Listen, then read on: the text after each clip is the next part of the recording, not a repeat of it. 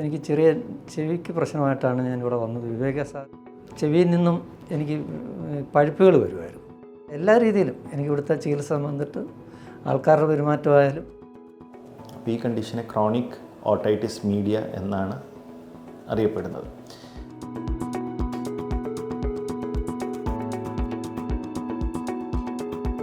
നമസ്കാരം, എൻ്റെ പേര് ശിവസുധൻ. ഞാൻ കായംകുളം കണ്ടല്ലൂർ സ്വദേശിയാണ്.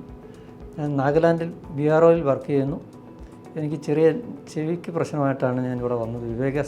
ഡോക്ടർ വിവേക് സാറിൻ്റെ ചികിത്സയിൽ ചെവിയിൽ നിന്നും എനിക്ക് പഴുപ്പുകൾ വരുമായിരുന്നു. അങ്ങനെ ഇപ്പം ചെക്കപ്പ് ചെയ്ത് പറഞ്ഞ് ചെവിയിൽ ഹോള് വീണു. അങ്ങനെയാണ് ഞാൻ മാർച്ച് 26 ഇവിടെ അഡ്മിറ്റായി. 28 സർജറി നടന്നു. അങ്ങനെ ഞാനിപ്പോൾ ഒരു 5 മാസം കഴിഞ്ഞ്, ഇടയ്ക്ക് മെയിലും ലാസ്റ്റ് ഞാൻ ചെക്കപ്പ് കഴിഞ്ഞ് പോയായിരുന്നു. പിന്നെ ഒരു മൂന്ന് മാസത്തിനുള്ളിൽ വീണ്ടും വരണമെന്ന് പറഞ്ഞു. അവധി സംബന്ധമായിട്ട് വരാനൊത്തില്ല. ഇപ്പം ഞാൻ ഈ അടുത്ത ദിവസമാണ് വന്നത്. അങ്ങനെ ഇന്ന് വന്ന് എന്തായാലും അപ്പോയിൻമെൻറ്റ് കിട്ടി. എല്ലാ രീതിയിലും എനിക്ക് ഇവിടുത്തെ ചികിത്സ വന്നിട്ട് ആൾക്കാരുടെ പെരുമാറ്റമായാലും എല്ലാ രീതിയിലും, മിത്ര മേഡം ആയാലും വിവേക് സാറായാലും അവിടുത്തെ സ്റ്റാഫുകളും ഈവൻ നമ്മളെ ഓപ്പറേഷൻ തിയേറ്ററിൽ തന്നെ ആയാലും എല്ലാം കൊണ്ട് എനിക്ക് വളരെ ഇപ്പോഴും ഓരോരുത്തരെ ഓർക്കും. നമ്മളെ ഓർക്കും, നമ്മുടെ പെരുമാറ്റം അതോ അവരുടെ സഹകരണം കൊണ്ടല്ലേ നമ്മൾ അവരെ ഓരോരുത്തരെ തുടർന്ന് ഇങ്ങനെ ഒരേ പേഷ്യൻറ്റിന് പലരും എന്നോട് ചോദിക്കുന്നുണ്ട് ഇത് എവിടെ ചെയ്തത്.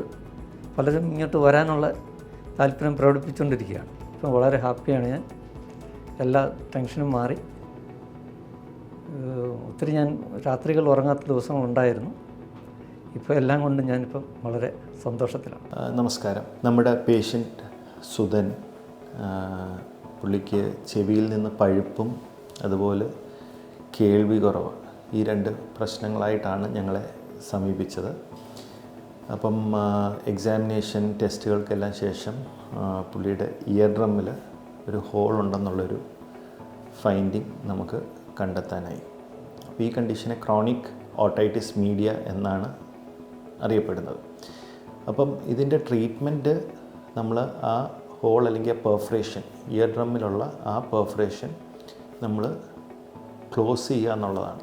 അതായത് ഗ്രാഫ്റ്റ് ചെയ്യുക. ടിംപനോപ്ലാസ്റ്റി എന്നുള്ള സർജിക്കൽ പ്രൊസീജിയറാണ് ഈ അസുഖത്തിനുള്ള ട്രീറ്റ്മെൻറ്റ്. അപ്പം ഇദ്ദേഹത്തിന് സർജറി കുറച്ച് മാസങ്ങൾക്ക് മുന്നേ ചെയ്യുകയുണ്ടായി. അതിനുശേഷം ഇപ്പോൾ ഫോളോ അപ്പിലാണ്. അപ്പം ആ ഇയർ ഡ്രം പൂർണ്ണമായിട്ട് ഹീലാകുകയും അതുകൂടാതെ പുള്ളിക്ക് നഷ്ടപ്പെട്ട അല്ലെങ്കിൽ കുറഞ്ഞിരുന്ന കേൾവി ഇമ്പ്രൂവ് ചെയ്യുകയും ചെയ്തു. ഇപ്പം പേഷ്യൻറ്റിന് ഇയർ ഡിസ്ചാർജോ കേൾവി കുറവോ ഈ 2 പ്രോബ്ലംസും ഇല്ല.